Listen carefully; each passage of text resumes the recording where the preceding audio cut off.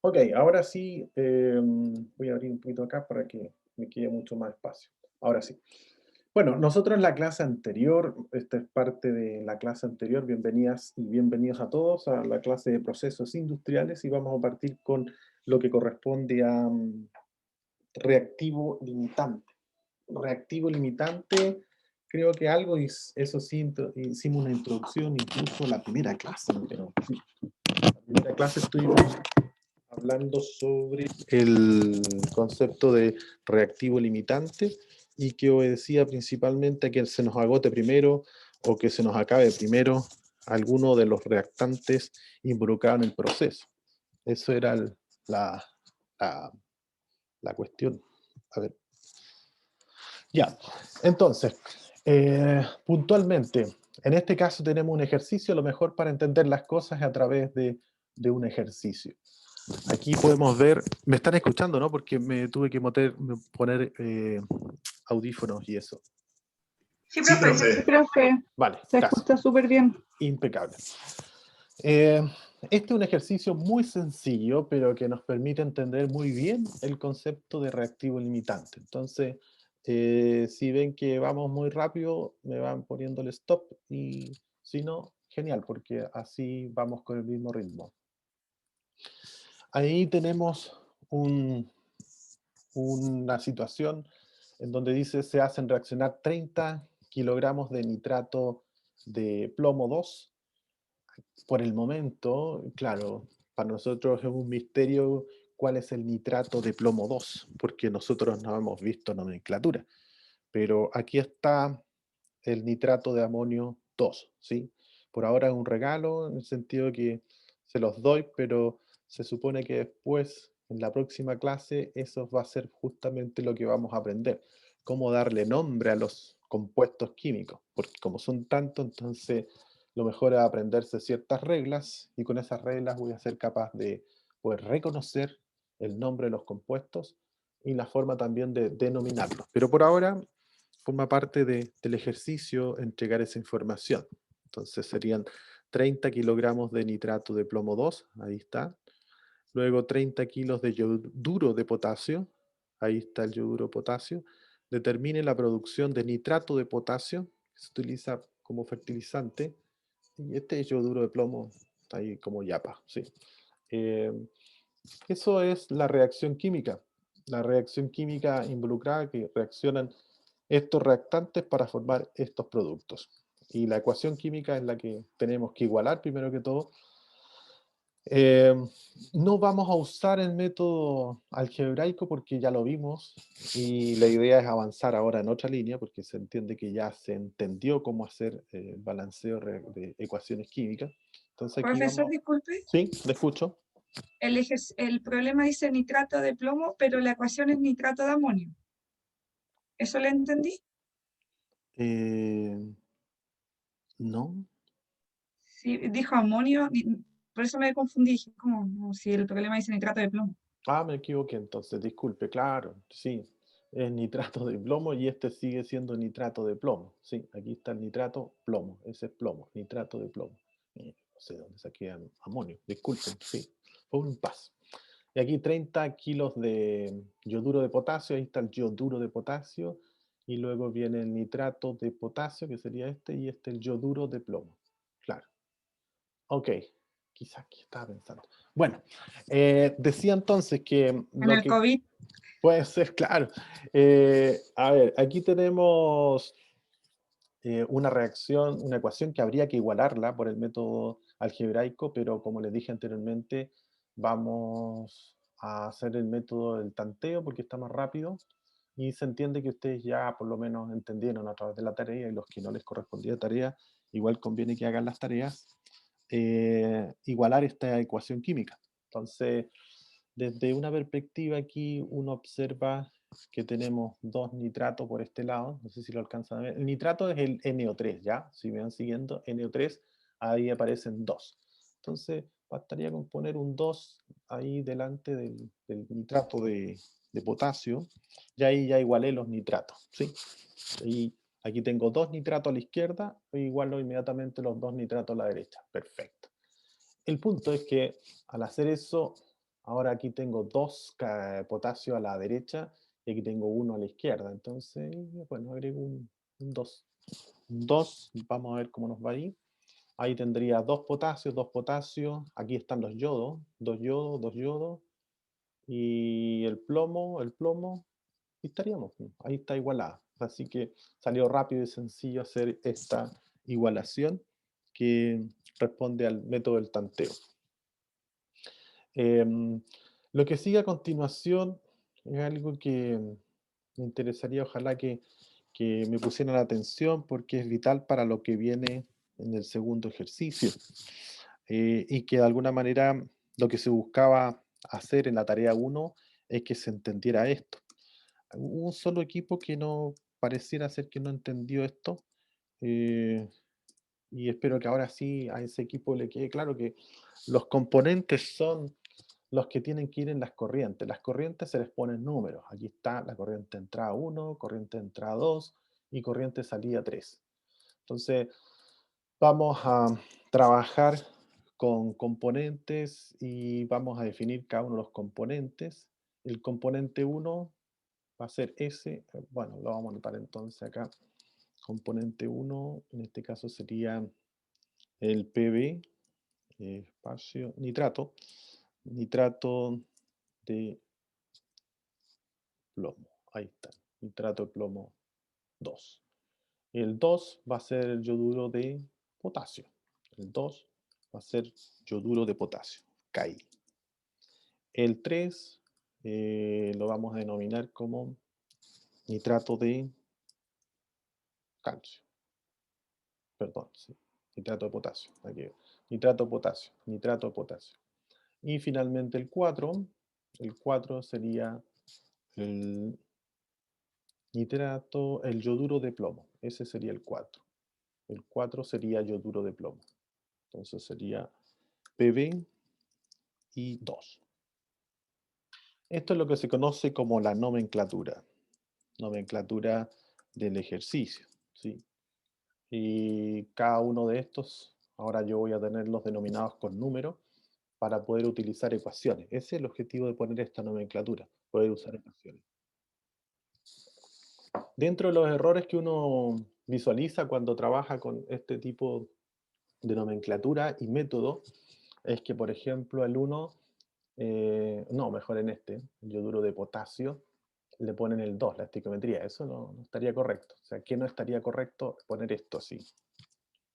Eso no estaría correcto, porque aquí lo que estamos haciendo es denominar un número o asignarle un número a cada componente, que está libre de sus coeficientes estequiométricos.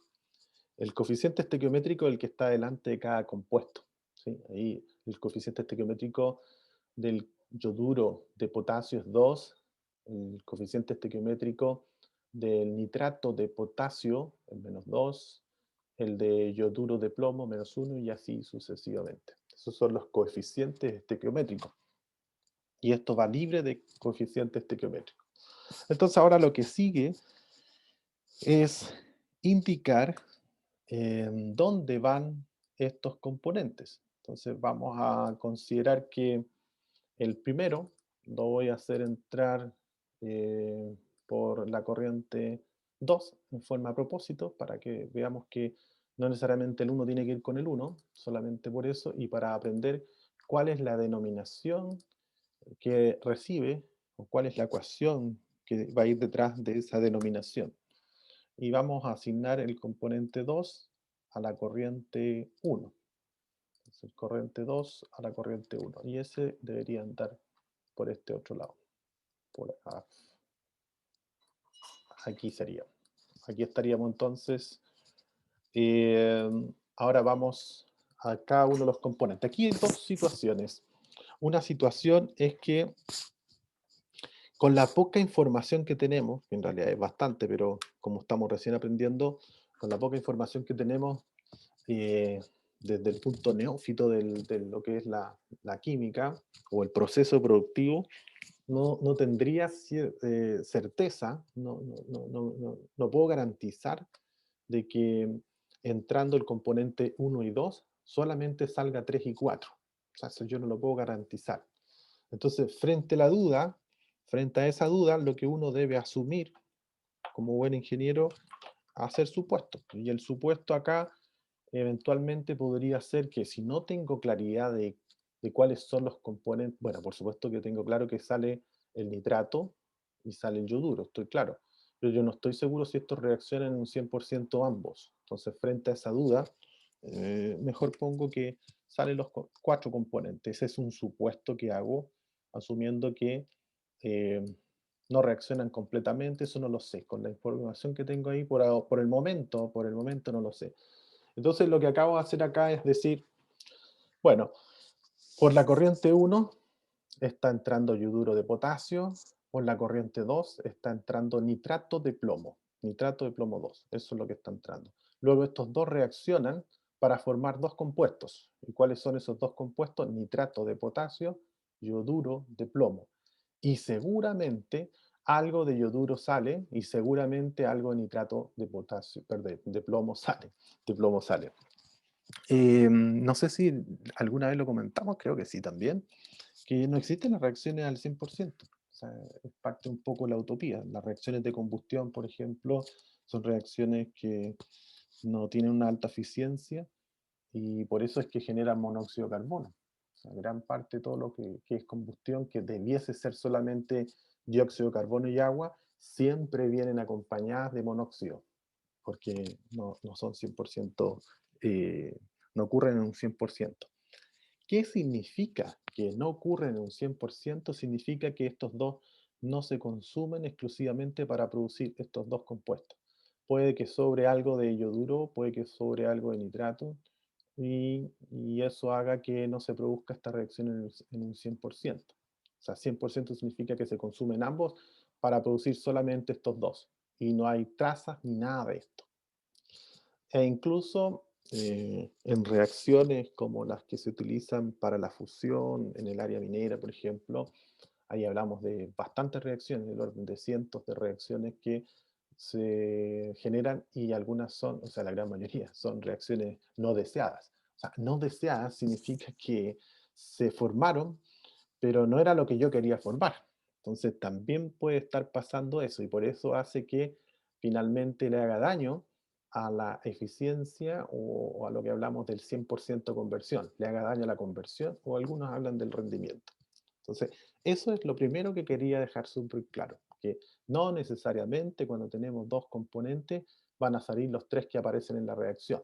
Eso habitualmente se presta mucha confusión.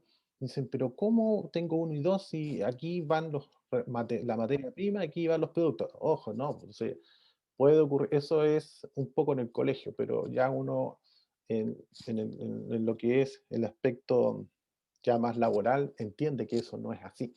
Entiende que algo de dos pasa al otro lado, algo de uno no reacciona y también pasa al otro lado, incluso forman compuestos indeseados que aquí por ahora no lo estamos incluyendo. Entonces, desmitificar el concepto de que solamente los reactantes van a estar a la izquierda y los productos solamente van a estar a la derecha. Más aún, podría ocurrir que yo para acelerar este proceso podría agregarle en la corriente 2 algún producto. O sea, en la 2 yo podría a lo mejor agregarle eh, yoduro de plomo. Supongamos que por alguna razón en particular eso acelera el proceso, alguien lo investigó bien, entonces le agrego yoduro de potasio como para promover la reacción más rápidamente o alguna otra cosa que ocurre ahí.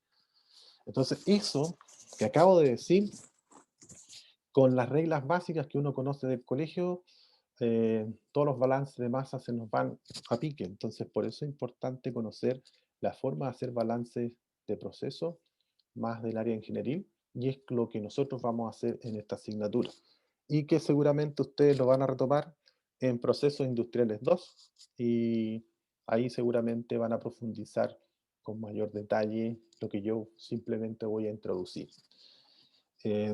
Así que la idea es un poco olvidarse de las reglas de tres en esto de las reacciones químicas y trabajar con un algoritmo que vamos a explicar un poquito más adelante.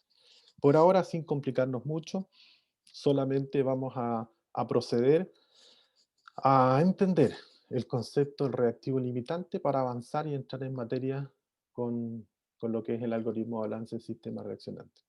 Entonces, partimos con la base.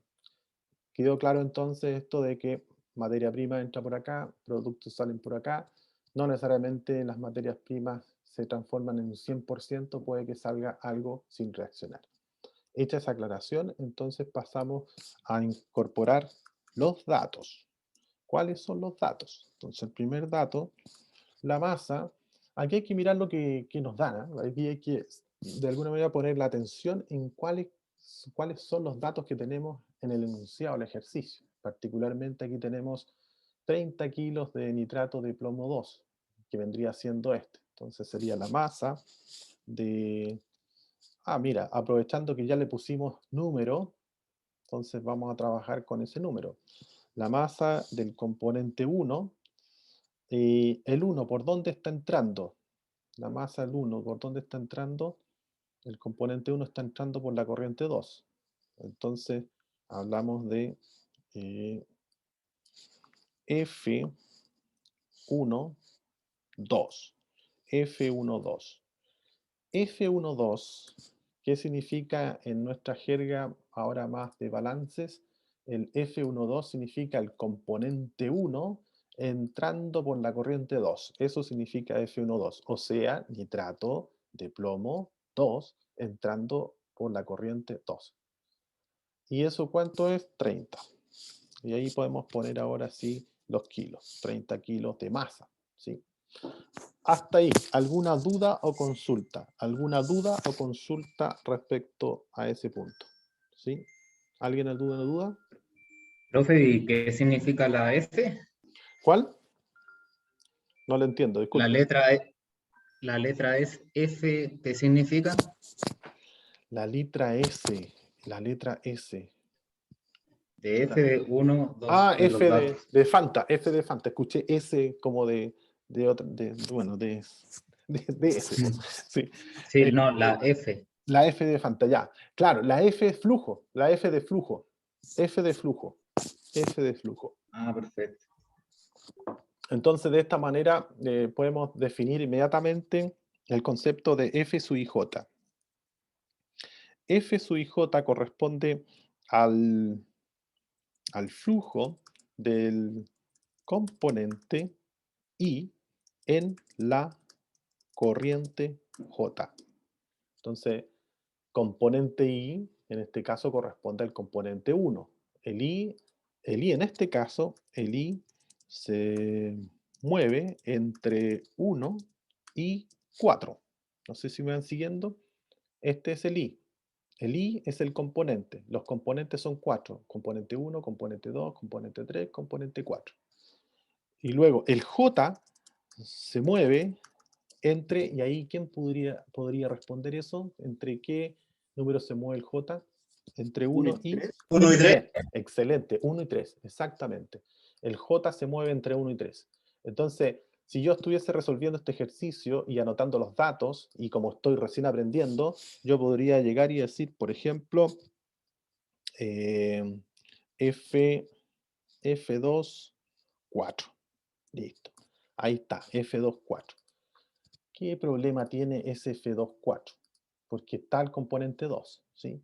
El componente 2 también es de 30 kilos. Estamos bien hasta ahí, 30 kilos. ¿Cuál es el conflicto de lo que acabo de notar? Es que, si me van siguiendo todos, El número 4. el número ¿Cuál sería 4. la corriente 4? Claro, ¿cuál sería la corriente 4? Entonces ahí usted se da cuenta, chuta, no entiende nada de la denominación F sub J, porque no entendió el concepto que el J se mueve entre 1 y 3. Y si le aparece un 4, es que anda bien perdido, porque las corrientes son 1, 2 y 3.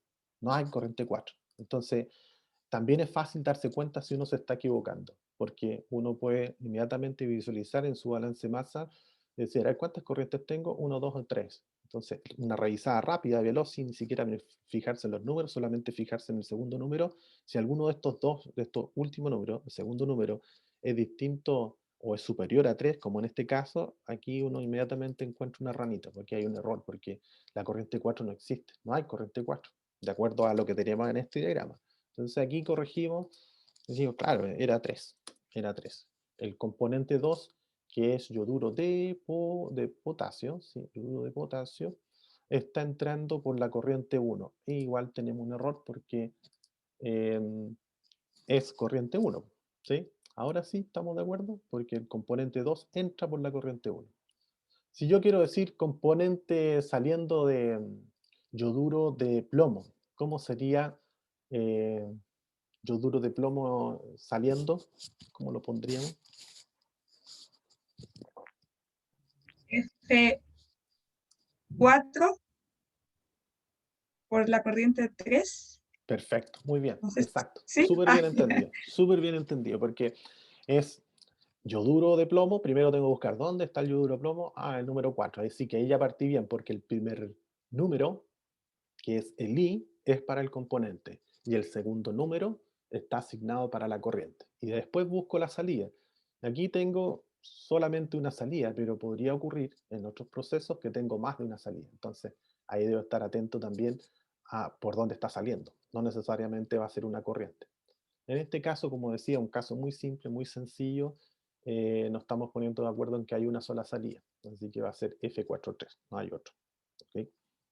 Ya, hasta el momento lo único que hicimos fue anotar los datos, ahora con esta nueva nomenclatura, y ya estamos dejando atrás esto de poner M y luego poner el plomo, N, bueno, todo eso que hay que poner y que es bastante largo, tedioso. En cambio, con este sistema más ingenieril, uno puede anotar los datos rápidamente. F12, F21 y fin.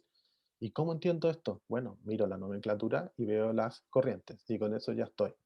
Ahora necesitamos, eso sí, los datos asociados a la masa molar que ya veíamos en la clase anterior. Y aquí sí necesitamos ayuda respecto a la masa molar del nitrato de plomo. Masa del nitrato de plomo. Esa yo la voy a soplar porque si no vamos a perder tiempo en eso. Entonces la vamos a poner acá. Y esto, recuerden, la masa relativa. Y aquí vamos a poner la masa relativa del componente 1.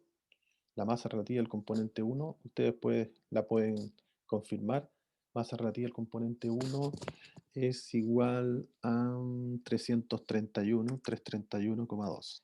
331,2. U más. ¿Sí? Esto se leyó de tabla periódica.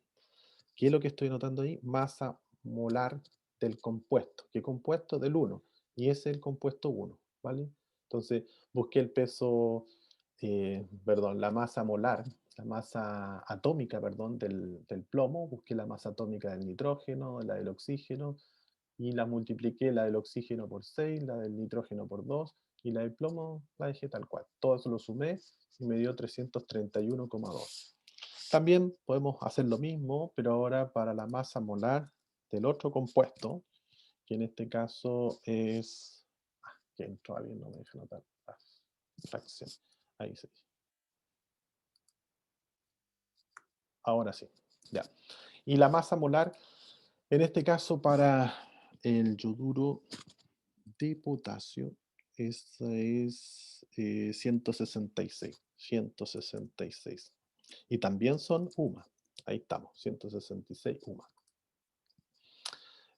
Por ahora entonces lo que podemos hacer, ya que tenemos tanto la masa y tenemos la masa atómica o masa molar, podemos calcular los moles. Si se recuerdan, voy a anotar acá, moles es igual a la masa dividido por la masa molar, ¿sí? Eso es los moles. Entonces ahora lo que vamos a hacer es calcular los moles.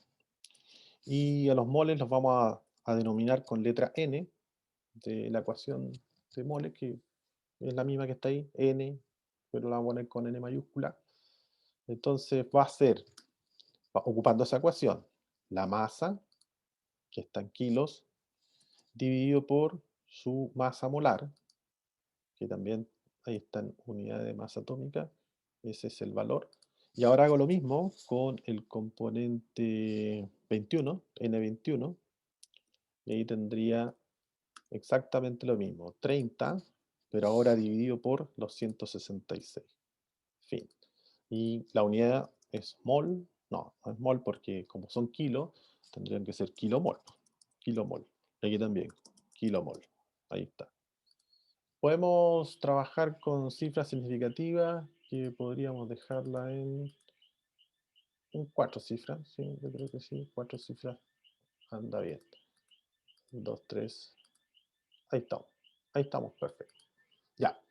Con esta información debiésemos ahora verificar el concepto reactivo limitante.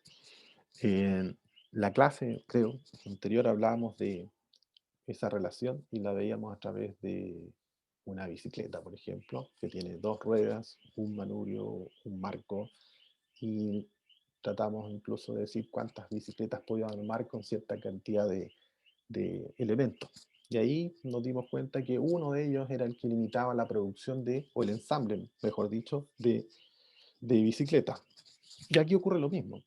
Hay que ver cuál de estos dos compuestos como materia prima va a limitar la producción de yoduro de plomo y de nitrato de potasio. ¿Cuál de los dos puede limitar? Entonces, aquí lo que hay que hacer es determinar cuánto necesito del otro para finalmente formar 2 de este y 1 de este otro.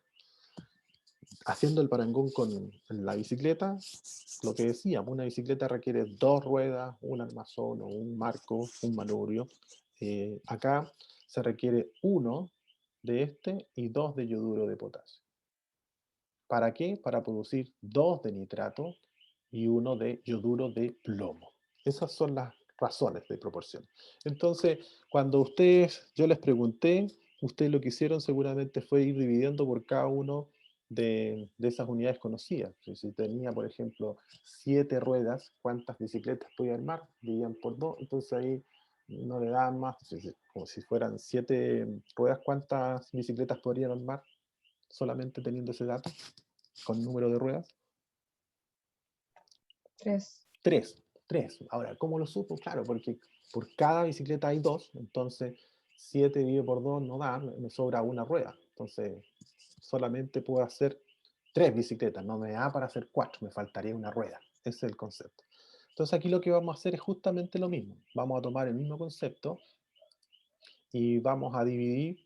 Entonces, vamos a dividir el componente 1, en este caso es el nitrato de plomo, lo vamos a dividir por su coeficiente estequiométrico.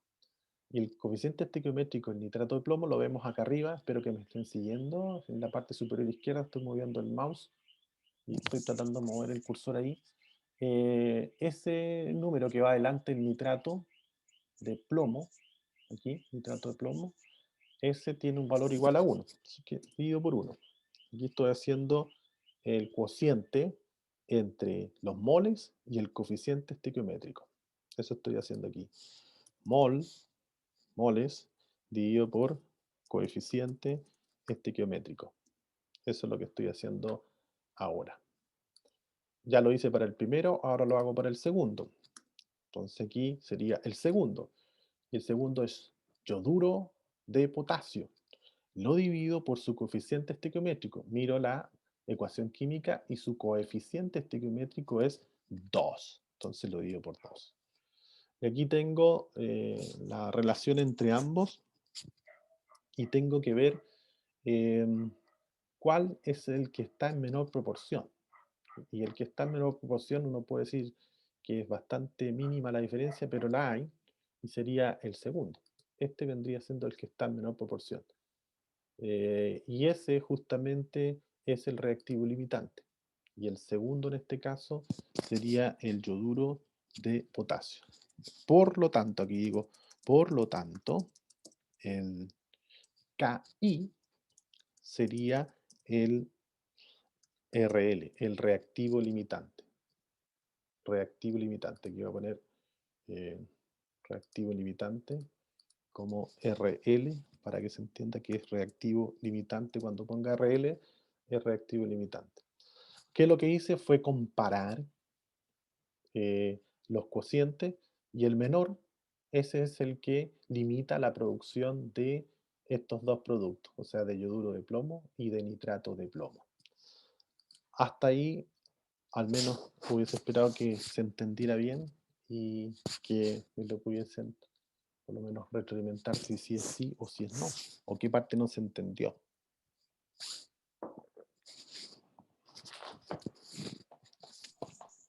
Solo una consulta. ¿Sí?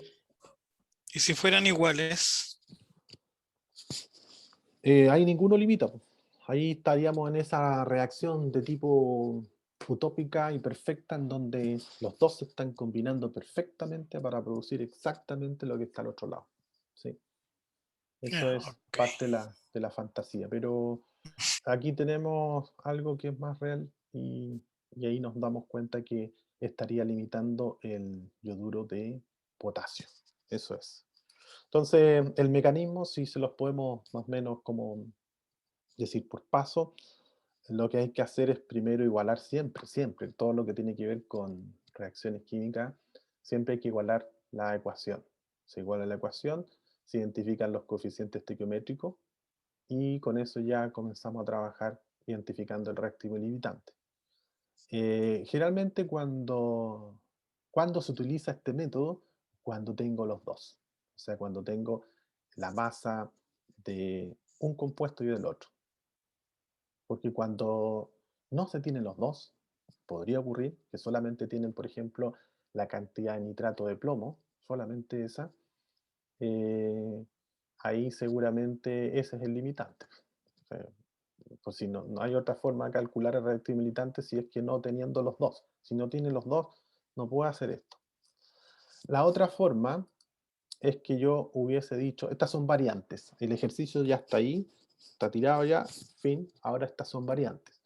Una variante podría ser la siguiente, que se diga, se hace reaccionar nitrato de plomo con cloruro de potasio y con una conversión del 80%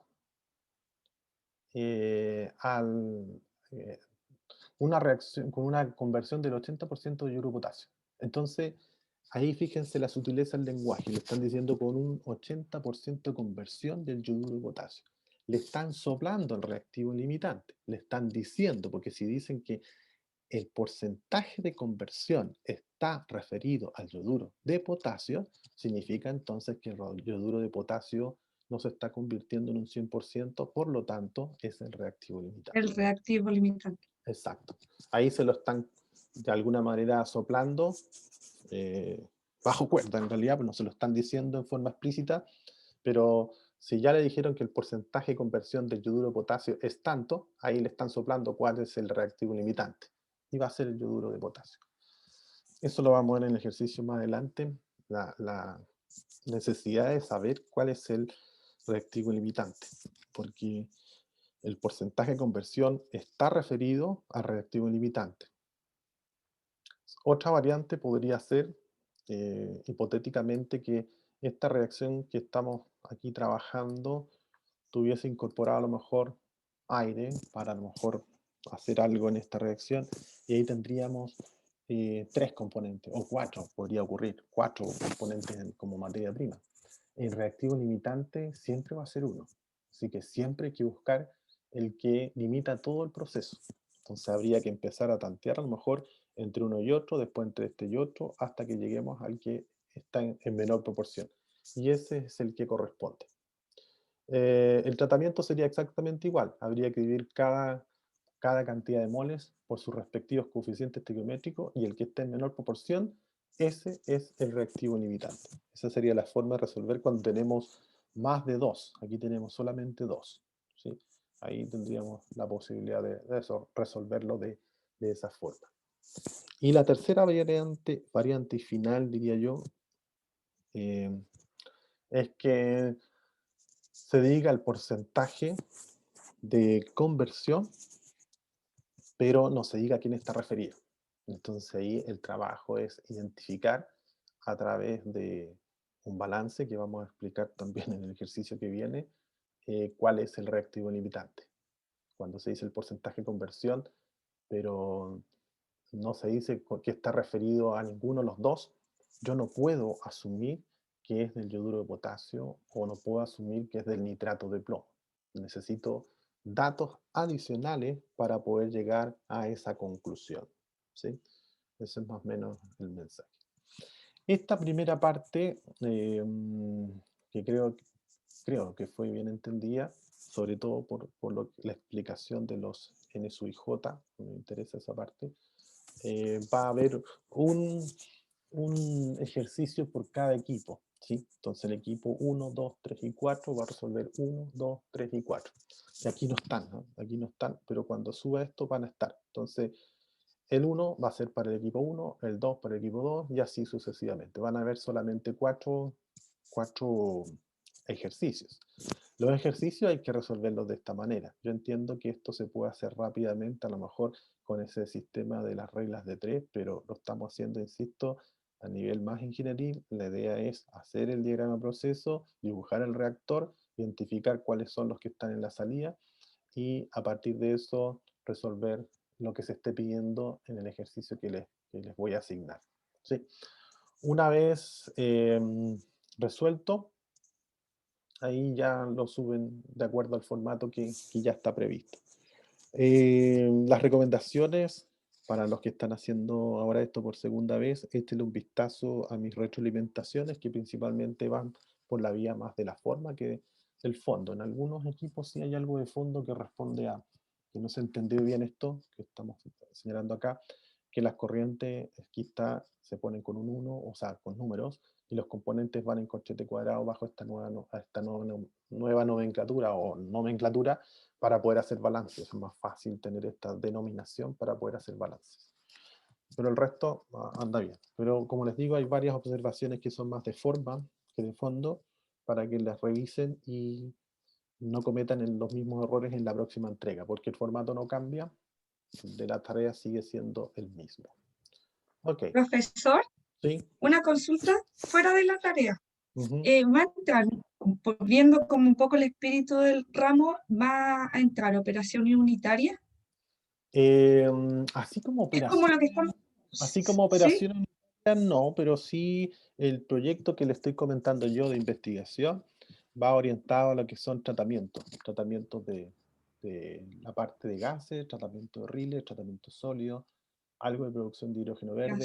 Eso es parte de lo que vamos a investigar todos como equipo y la idea es que por lo menos quedemos actualizados en esas materias ambientales que son tan importantes para el ingeniero industrial, ¿vale? Súper, gracias. Que sí, lo vamos a ver, pero no en la profundidad ingenieril a través de ecuaciones, sino que a través de presentaciones, un poco del estado del arte de esas tecnologías actualmente. Y lo que vamos a avanzar en materia de balance va a ser, yo creo que esta clase y cuando veamos gases nuevamente, que nuevamente vamos a retomar el tema del algoritmo de balance. Pero no vamos a pasar balance de energía porque no está dentro del programa. ¿Sí? Pero esto sí, porque esto es reacción química, así que eso sí está dentro del programa. Ya, ahora sí pasamos a la materia que me interesa, que tiene que ver con... ¿Puedes ¿Sí? subir un poquito, por favor? Disculpe. ¿Subir qué? ¿El volumen? ¿O qué cosa? No, Perdón. no, el Excel, debo devolverse a la pestaña anterior. Ah, perdón, no le entendí bien, disculpe. Ahí, El una consulta volumen ahí. igual sería bueno. Ahí. Profe, espérate, sí, una pregunta. ¿Cuál Ya. sería la producción de nitrato de potasio entonces? La producción de nitrato de potasio y el nitrato de potasio que sería este sería el nitrato de potasio, habría que obtenerla en función del balance. Es que el balance lo voy a hacer ahora, pero si me está forzando, el balance sería así. Serían los moles que están saliendo, por supuesto, nitrato de potasio, eso es lo que estamos preguntando, va a ser igual a los moles que entran de nitrato entra, más el sigma, que viene siendo el coeficiente estequiométrico, por su coordenada de reacción. Sé que lo que le acabo de decir no entendió ni nada, porque esto corresponde al balance y al algoritmo de balance que vamos a ver en este ejercicio que está acá. Entonces, mi invitación es la siguiente: cuando aprendamos a hacer balance con algoritmo, volvemos y calculamos esa cantidad, ¿vale? Porque Ya, si no nos vamos a atorar en este, prefiero avanzar y cuando ya sepamos hacer esto, volvemos a este. Ahí sí. Ya, vale, gracias. Ya, entonces, lo que le estaba comentando a su compañero, bueno, vamos a ponerle Alfredo Córdoba, sé que no era, pero el primero que veo aquí, vamos a suponer que era Alfredo. Entonces, lo que le comentaba yo a Alfredo era este algoritmo de balance, justamente el que tenemos acá. Moles de salida igual a moles de entrada más sigma R. ¿Qué es el sigma? Es el coeficiente estequiométrico. Si me voy al ejercicio anterior, el coeficiente estequiométrico del nitrato de plomo aquí es 1. Entonces, los coeficientes estequiométricos. Aquí hay que poner atención porque aquí tenemos dos opciones. Los coeficientes estequiométricos pueden ser positivos como que pueden ser negativos. O sea, perdón, negativos y positivos. Los coeficientes negativos son aquellos que se están produciendo, los que se están consumiendo, perdón, que estaría dado por el lado de los reactantes. Ellos se consumen para generar productos nuevos. Por lo tanto, los coeficientes de los productos, coeficientes estequiométricos de los productos, serían positivos. Entonces voy a poner como coeficiente estequiométrico de reactantes sería menor que 0. Y por este otro lado, coeficiente estequiométrico de productos sería mayor que 0, porque se están generando. Entonces aquí tengo reactantes, y aquí tendría productos. Eso es lo que tengo. Esa es parte de el entender el concepto del coeficiente estequiométrico. El coeficiente estequiométrico, entonces, ahora ya que aclaré eso, ¿cuál sería el coeficiente estequiométrico del nitrato de plomo?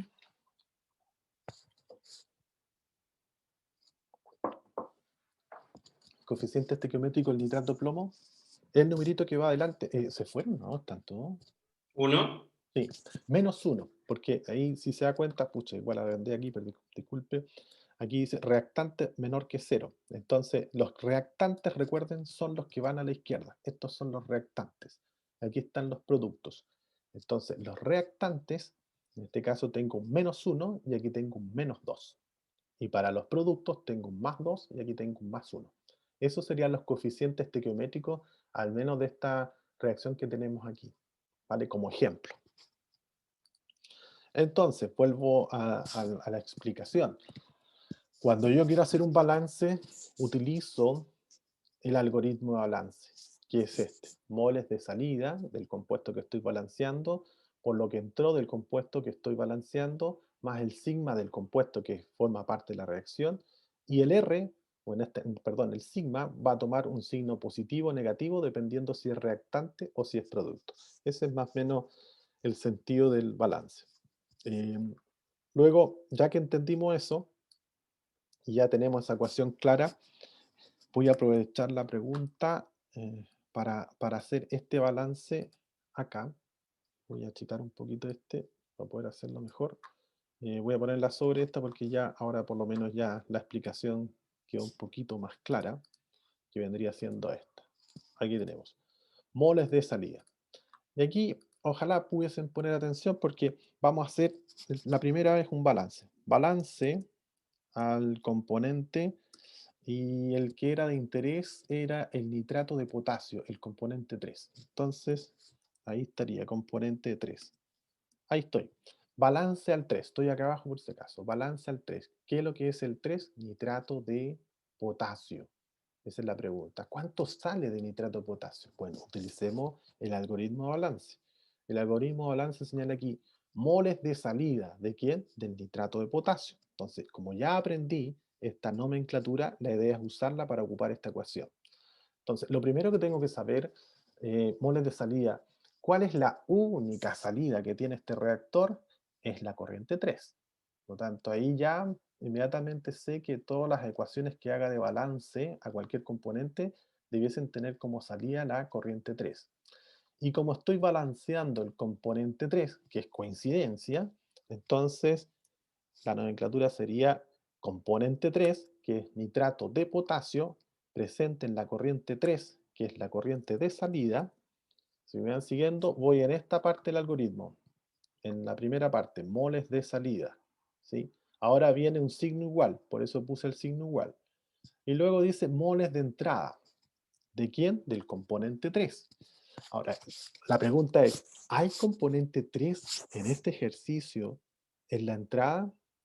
Por lo que yo observo, en la corriente 1 está el 2. Por la corriente 2 está el 1. En ninguna de las corrientes de entrada está el componente 3. Eso haría entonces que yo pueda poner incluso un 0, porque no hay moles de entrada de nitrato de potasio. Y ahora me tengo que preguntar, bueno, el nitrato de potasio, ¿cómo juega acá? ¿Como producto o como reactante? La respuesta que juega como producto, por lo tanto su coeficiente estequiométrico es positivo, Positivo. porque son productos. Acá arriba se me ocurrió esta cuestión, pero este hubiese... lo voy a Ah, cortar. sí, porque es la 3. Ya. Aquí me equivoqué porque este va al lado reactante y este va acá que es producto, ¿vale? Ahí me equivoqué. ¡Ay, borré todo! Pero Los, no, ahí los reactantes son de entrada. sí, 90 N33 va a ser igual entonces a el valor de... ¿dónde está? Aquí está. Igual a 0, habíamos dicho que es 0, más, ¿por qué? Porque es producto, por eso es más. Y ahora tenemos que ver el sigma que tiene el nitrato de potasio. Fíjense, tiene un sigma igual a 2. O sea, un coeficiente estequiométrico igual a 2 positivo. Y el R corresponde a la velocidad de reacción. Cada reacción química tiene una velocidad de reacción y por eso se pone como incógnita y va a ser R. Fin. Ahí tendríamos entonces el balance para el nitrato de potasio. Esta es la Profe, forma consulta, de hacer balance, ¿sí? ¿dónde sacó el 2? De acá arriba, del nitrato de potasio. Ah, ya, Lo perfecto. que va Gracias. adelante el nitrato es un 2 y no es negativo, porque recuerden que el sigma puede tomar valor positivo o negativo. Positivo para productos y negativo para reactantes. Dado que el nitrato de potasio es un producto, pasa a ser positivo ese 2 y se multiplica por el R que ahí aparece. ¿Vale? Bueno, ya aprendimos a través de... Profesor, Profe, una consulta. ¿Por qué cuando le hace el cálculo de moles al KNO3 le puso que es 0 los moles de entrada? Porque no es un producto, no es un reactante, ¿cierto? es por la corriente. No Eh, tiene... Hay que ¿Verdad? fijarse aquí, ahí sí que ya está, por eso aquí el reactor ya empieza a hacer su trabajo y empieza a ayudar mucho en estas reacciones porque yo miro el reactor y digo, en la corriente 2, esta es la corriente 2, ¿ah? Recuerda que los componentes van en corchete cuadrado. ¿Hay entrada de componente 3? No, pues no entra componente 3, solamente entra componente 1. ¿Y en la 1 entra componente 3? No, solamente entra componente 2. Ah, entonces es 0, pues no entra nada de nitrato Claro. de potasio. Esa es la razón por qué pusimos 0. Porque Y Profe, ese N33 vendría a ser el mol de salida, según la fórmula. exactamente, porque Ah, fíjese, ya. la corriente salía en la 3 y el componente 3, que es el nitrato de potasio, es el que está en esta denominación. N33 significa componente 3, que es nitrato de potasio, presente en la salida, que es la corriente 3. Eso es. ¿Y la R al final siempre se pone así como una constante, por así decirlo? Sí. ¿O se puede calcular igual? De hecho, es una constante, o sea, más que constante, es un valor que se mantiene en la reacción química, es un valor puntual que se puede calcular. Tal como vamos a calcular los flujos, podemos calcular la velocidad de reacción, porque también es una cantidad de moles a la hora. El R son moles a la hora, que se están generando, se están consumiendo, están reaccionando. Ese es el R. La velocidad con que reaccionan, la velocidad con que se van generando productos, eso se mide en moles a la hora. ¿Qué cantidad de moles de nitrato de potasio se están generando o qué cantidad de yoduro de potasio se está consumiendo? Entonces siempre va a estar dado en mol hora, mol hora, mol hora. En este caso, kilomol a la hora, porque tenemos kilos nomás. ¿Sí? profe, ahí me queda una duda, como inicial. ¿Ya?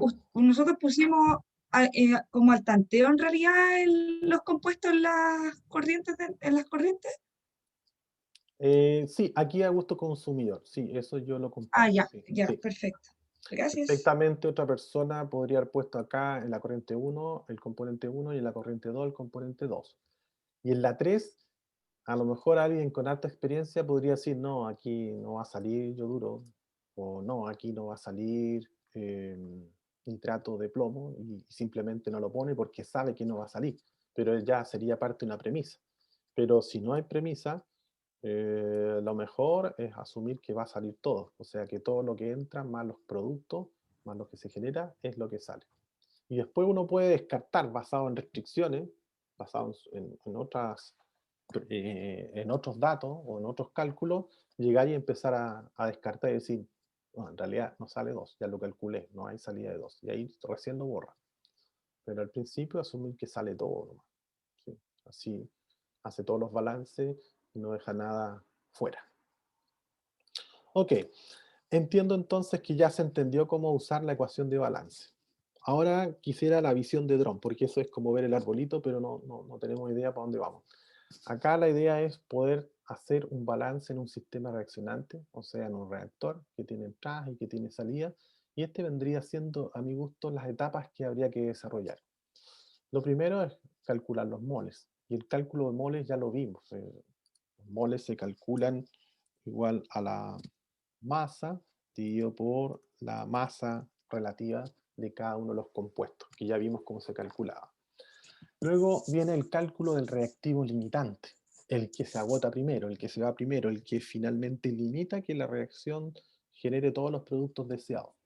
Incluso es aquel que también en algunas ocasiones genera productos indeseados. Pero por ahora lo que nos interesa saber es quién limita la generación de productos. Y eso lo hicimos a través de dividir los moles por su coeficiente estequiométrico. El menor, ese es el reactivo limitante.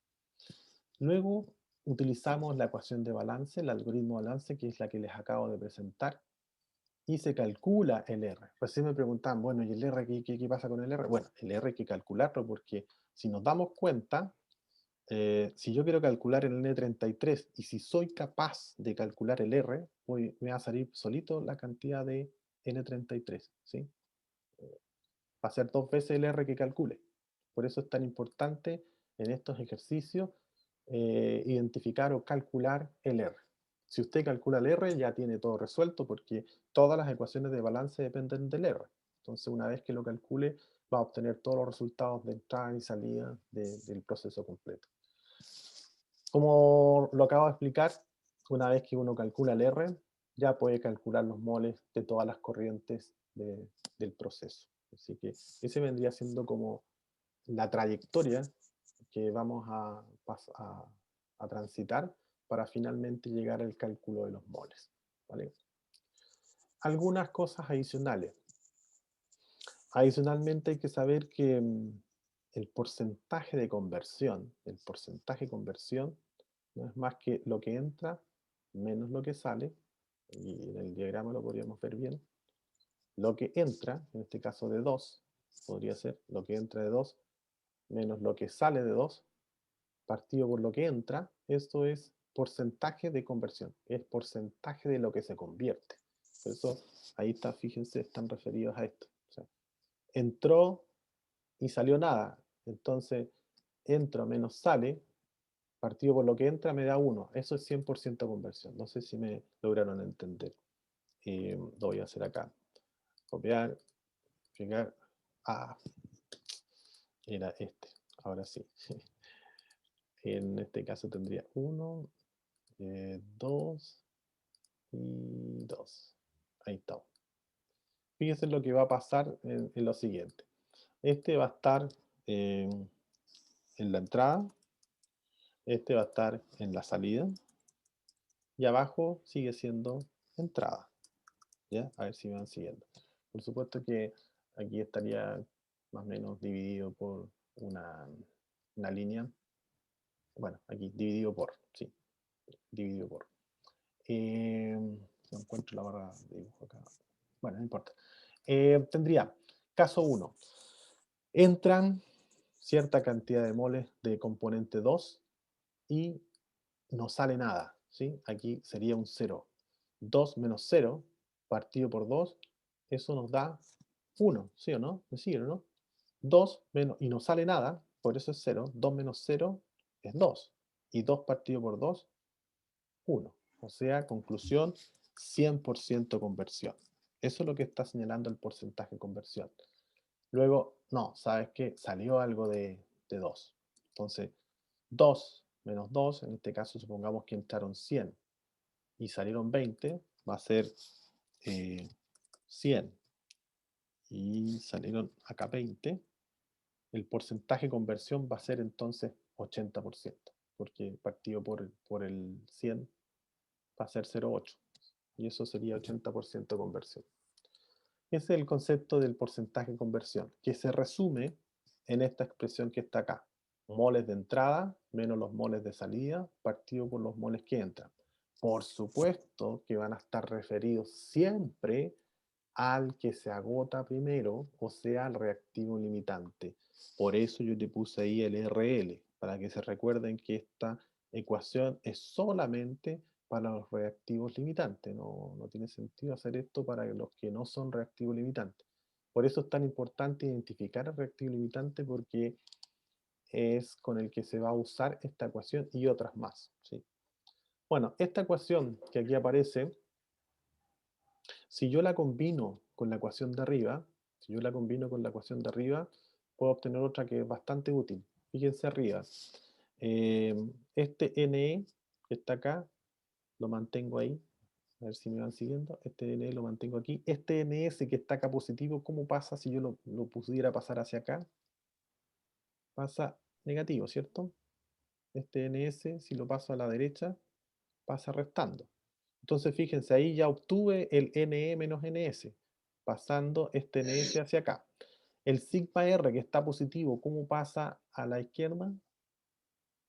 Negativo, ¿sí? Negativo. Entonces, lo que voy a obtener es que menos sigma R es lo mismo que NE menos NS. O sea, NE menos NS de la ecuación de arriba, lo reemplazo por la ecuación de arriba y pongo mejor menos sigma R. Esta ecuación, la 2.5, es súper útil para poder resolver más rápido los ejercicios. Entonces, el porcentaje de conversión va a ser igual a menos sigma R partido por los moles de entrada. Pero, debemos estar súper claros que esta ecuación solamente se puede utilizar con el reactivo limitante. Pero para eso yo tengo que tener súper claro cuál es el reactivo limitante. Por eso que les decía que si en algún ejercicio, en algún enunciado señalan que el porcentaje de conversión del nitrato de potasio, pensemos que ahora ese es el reactante, es del 80%, ahí le están soplando que el reactivo limitante es el nitrato de potasio. Entonces, usted debería poner aquí los moles de entrada del nitrato de potasio y el sigma del nitrato de potasio. Y luego, como, fíjense, esto también es clave. Como esto está siempre referido a los reactivos limitantes por definición están siempre a la izquierda de la ecuación química, porque son reactantes. Entonces, ¿cómo es su coeficiente estequiométrico? ¿Cómo es el coeficiente estequiométrico un reactante? Aquí lo pusimos. Es menor que 0. En los reactantes, el coeficiente estequiométrico de los reactantes es menor que 0. Luego, si yo retorno a esta ecuación, como ya sé que este es negativo, y eso en la ecuación dice negativo, menos por menos, esto queda más. Así que ahí también tienen otra forma de darse cuenta si ustedes están cometiendo un error, porque a lo mejor por alguna razón extraña metieron acá a un compuesto que en realidad es producto y no es reactante. Esto está diseñado para reactantes, no para productos. Entonces, si pone acá un producto es que no entendió el concepto de reactivo limitante ni nada de lo que hemos estado explicando. Esto es solamente para reactivos y no solamente cualquier reactivo, sino que para el reactivo limitante, para el que se agota primero. Eso significa entonces si en una reacción como la que vimos recién tengo dos candidatos para ocupar la ecuación, no puedo ocuparla con los dos. A lo mejor solamente tengo los moles de nitrato de plomo. Y yo sé que el cloruro de potasio es el reactivo limitante.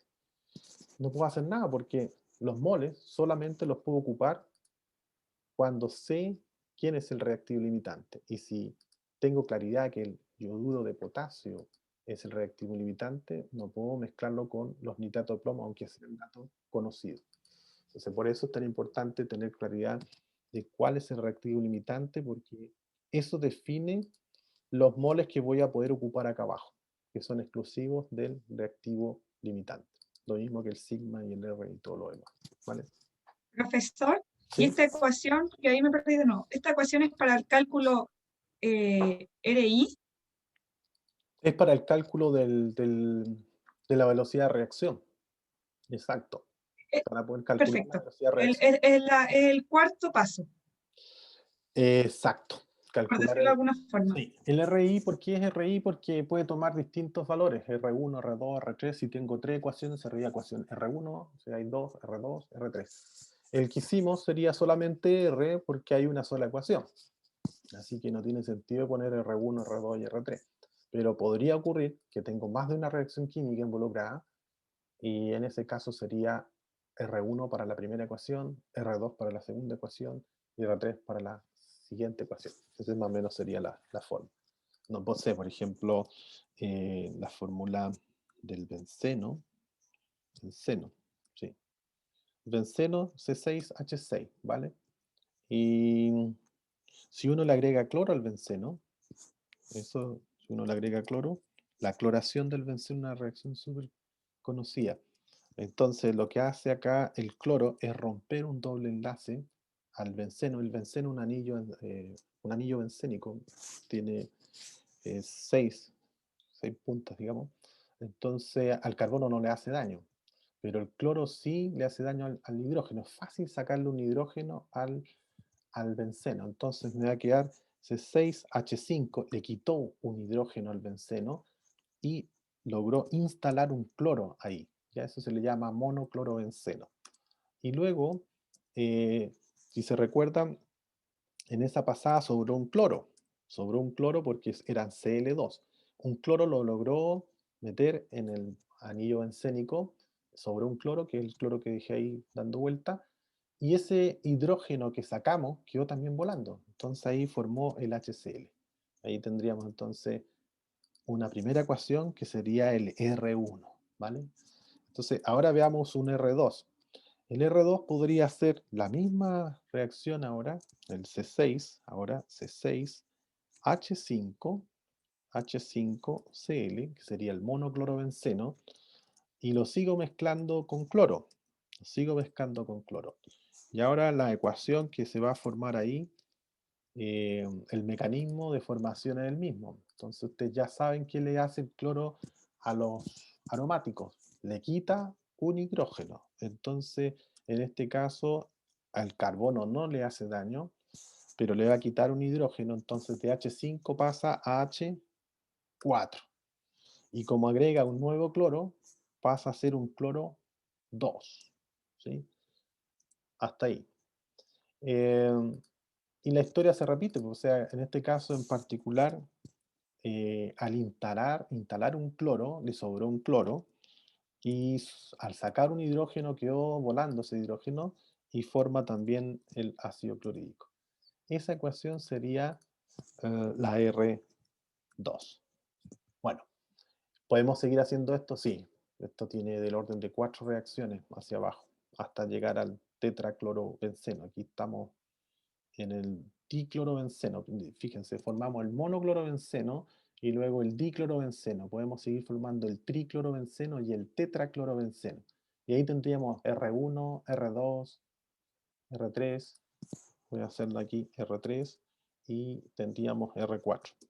Entonces, si quisiéramos, por ejemplo, balancear al hidrógeno, perdón, al ácido clorhídrico, ahí, cuando ocupemos esta ecuación de balance, tendríamos que poner entonces, por ejemplo, el cloro. Vamos a suponer que el cloro va a estar por la corriente de salida, la 3, vamos a ocupar las mismas. Vamos a suponer que el cloro sale por la corriente 3 y al cloro vamos a poner 1, ¿sí? Por hacer algo rápido más. Sería cloro saliendo por la corriente 3 va a ser igual al cloro entrando, y vamos a suponer también que tenemos cloro en la entrada, está entrando por la corriente 1 el cloro, y aquí fíjense lo que ocurriría. Tengo que ver ¿Cómo está el cloro? El ácido clorhídrico, perdón. El ácido clorhídrico, eso estamos balanceando. El ácido clorhídrico está como producto, no está como reactante. Entonces aquí tendría que poner más R1 y luego más R2. ¿Por qué? Porque está presente en dos reacciones. Está presente en la primera y está presente en la segunda. Y por eso es que se pone R1, R2. Y esta sería la ecuación de balance asociada al ácido clorhídrico, considerando más de una reacción química. Ok, lo vamos a dejar hasta acá, un poco para descansar respecto a este tema, y nos volvemos a encontrar en... A mí siempre se me enreda esto, pero debiésemos encontrarnos 2035, ¿vale? 2035, 2036 por ahí, porque son ya 2016. Nos vemos entonces, ¿vale? Chau.